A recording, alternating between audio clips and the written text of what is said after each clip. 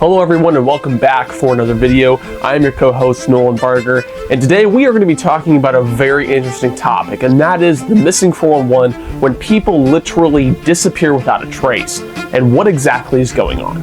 But before we get started, make sure to hit that like and subscribe button down below, because if you have questions on the paranormal, then this is the place to be. We upload once a week, and we are always coming out with new podcast episodes, which will be in our main YouTube feed.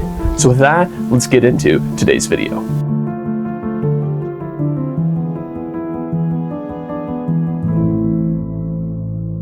So you're here today with the question, what is the missing 411? Or maybe you've already heard about it, but you want to know more. Well, to first off get started, what does the term the missing 411 actually mean? Well, this term was created by a man named David Paulides, who pretty much was the one who started cataloging all of these cases of strange disappearances of people. The term 411 actually refers to missing information. And so in this case, we're referring to missing information about people who go missing. And so what this man, David Paulides, did, who by the way is a retired police officer, worked in certain FBI agencies, this man basically began to catalog cases that had similar profile points of certain people who went missing. And he created a list of 10 profile points, and any missing persons case that had one of those points would be put into the 411 category. Now, what exactly makes a missing 411 persons case? Well, it's these 10 profile points. Some of them being that after the person goes missing, canines cannot pick up on a scent.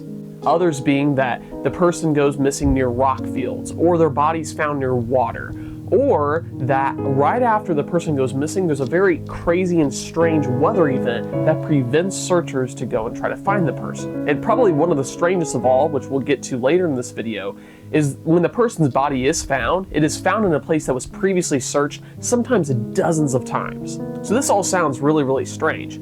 But what are some of the cases where this has happened? One of my favorites is being the story of Thomas Messick, which took place in November of 2015. Thomas Messick, who is an 87-year-old man and was also a war veteran, was with his sons and his family, and they were going on their annual hunting trip. They had bought a cabin in some woods where they would all stay and they would all hunt out from that area. And so it was late in the trip, and actually it was a last-minute decision to try to go hunting at a new spot that they had never tried before, near a pond that was about a 15-minute drive from their cabin. And so they all jump in their truck and they drive down Lily Pond Road, and again, it's only about a 15-minute drive. So they get there, it's a dead-end road that ends at the lake.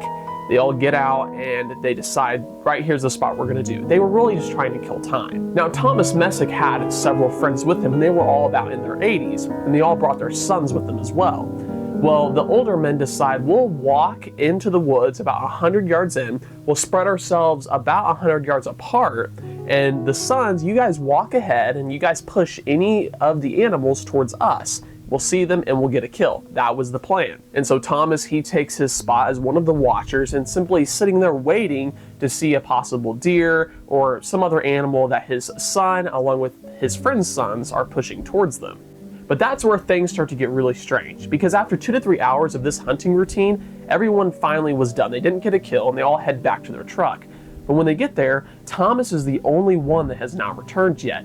They get on the radios, they call him, and there is no answer. So then they all walk down the trail to the spot where he was supposed to be at, sitting on a rock. They get there and he's not there. He has literally vanished. There's no signs of him. There is no signs of a possible fight with maybe a bear. Nothing. He is just gone. So at that point, they begin yelling, they begin searching for him, they call in a search team, and these people literally scoured that area. They drug the pond, they did grid patterns to try to find this person. They never found anything. And again, the dogs did not pick up on a scent. The dogs found his scent from the truck leading to the rock that he was sitting at, but he didn't go anywhere else. He, by all odds, was supposed to still be sitting right there on that rock. Another strange thing too was Thomas was carrying a heavy hunting rifle along with a pistol. Those are two heavy items, and if something went wrong, you would expect that those items would be found, because those just don't blow away in the wind. And so it's cases like that that really make you stop and think, what happened to these people? And there are thousands of 411 cases. And if you want to learn more about those, I would refer you to our podcast episode on the missing 411, as well as the work of David Paulides, the man who really started the research of the missing 411. But at the end of the day, me, as a Christian, what do I think the missing 411 is? Well, after thinking about it, I've come to two interesting conclusions. And both of them are theoretical because we don't know 100%.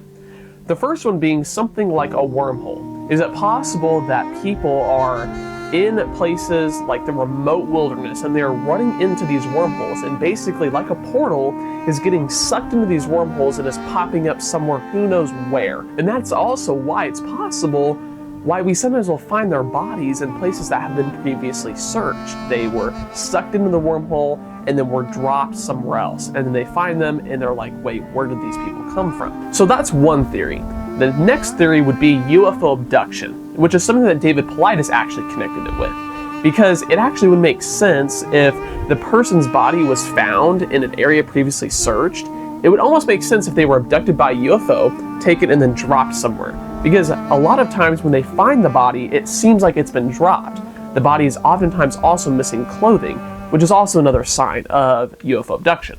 But then you have to ask yourself, well, what exactly is UFO abduction?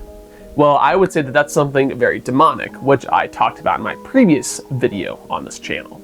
And so whether or not it is something more natural like a wormhole or something more demonic like UFO abduction, at the end of the day, we at least have an answer that we could give to possibly what this could be. And so with that, thank you so much for watching today's video. Make sure to like, subscribe, and all that awesome stuff.